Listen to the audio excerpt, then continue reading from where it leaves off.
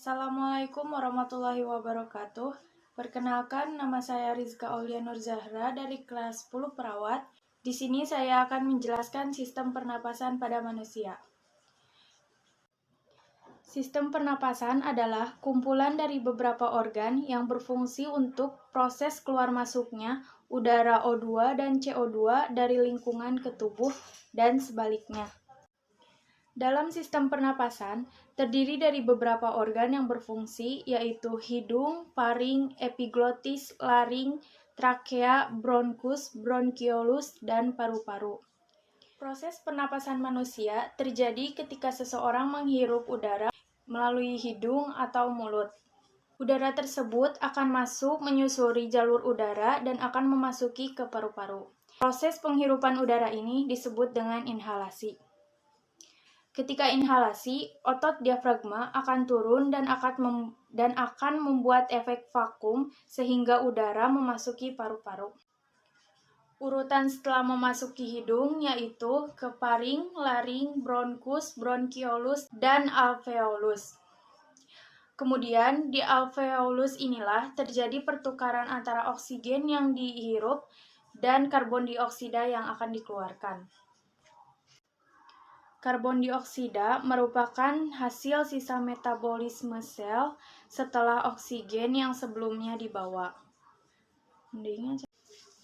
Oksigen yang baru saja didapatkan akan dibawa ke seluruh tubuh melalui pembuluh kapiler. Oksigen akan dibawa oleh hemoglobin yang terkandung di dalam sel darah merah. Sedangkan karbon dioksida akan dibawa keluar melalui proses pembuangan napas. Proses pembuangan napas ini disebut ekhalasi. Beberapa organ dalam sistem pernapasan bagian atas. Antara lain adalah yang pertama, rongga hidung. Organ ini memiliki selaput lendir dan rambut-rambut halus yang berfungsi untuk menjebak partikel debu atau kotoran pada udara yang masuk ke hidung. Yang kedua, sinus. Sinus adalah rongga berisi udara di dalam tulang kepala. Organ ini membantu mengatur suhu dan kelembapan udara yang Anda hirup. Yang ketiga, organ ini memiliki peran dalam mengumpulkan udara yang masuk dari hidung atau mulut untuk diteruskan ke trakea. Laring adalah ruangan kecil sebelum trakea yang berisi pita suara. Pernapasan terbagi menjadi dua, yaitu pernapasan dada dan pernapasan perut. Pernapasan dada, inhalasinya, otot antar tulang rusuk berkontraksi. Tulang dada terangkat dan melebar. Tekanan udara dalam paru-paru lebih kecil dari lingkungan luar.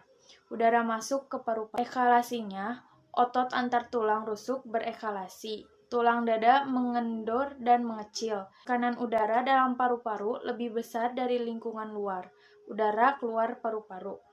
Pernapasan perut, inhalasinya, diafragma berkontraksi atau menipis.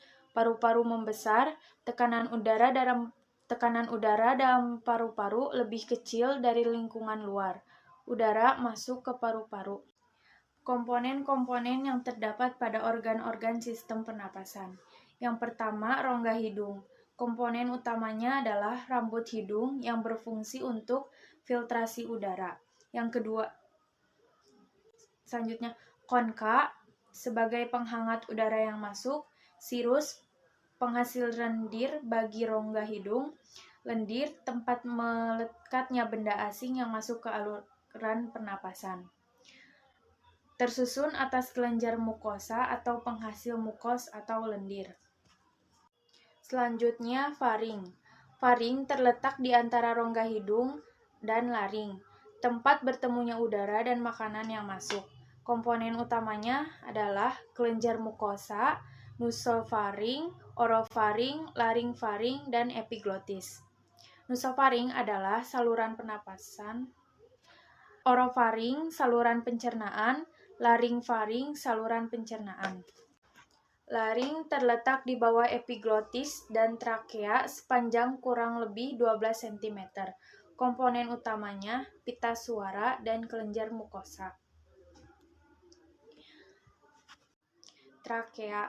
Trakea memiliki panjang kurang lebih 10 cm. Komponen utamanya dikelilingi oleh tulang rawan dan kelenjar mukosa. Bronkus. Bronkus merupakan percabangan pertama, kedua, ketiga, hingga ke-11 atau 14 dalam paru-paru. Komponen penyusunnya tulang rawan dan kelenjar mukosa dan sel goblet. Berikut adalah beberapa fungsi sistem pernapasan manusia. Yang pertama, menghirup dan menghembuskan udara atau bernapas. Pada paru-paru, udara dihirup melalui rongga hidung dan mulut. Selanjutnya akan bergerak melalui faring, laring, dan trakea lalu menuju ke paru-paru. Selanjutnya, udara akan dihembuskan keluar dan mengalir melalui jalur yang sama. Ketika sedang menghirup, diafragma dan tulang rusuk akan terangkat. Saat volume paru-paru meningkat, tekanan udara turun dan udara masuk. Saat menghembuskan napas, otot-otot menjadi rileks, paru-paru menjadi lebih kecil, dan udara dikeluarkan. Yang kedua, pertukaran gas antara paru-paru dan aliran darah. Di dalam paru-paru akan terjadi pertukaran antara oksigen dengan limbah karbon dioksida. Proses ini disebut dengan respirasi eksternal dan terjadi di alveoli.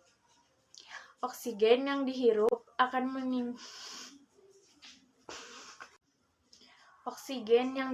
akan mengikat molekul hemoglobin dalam sel darah merah dan dipompa melalui aliran darah. Yang ketiga, pertukaran gas antara aliran darah dan jaringan di dalam tubuh. Aliran darah akan mengalirkan oksigen ke sel tubuh dan membuang limbah karbon dioksida.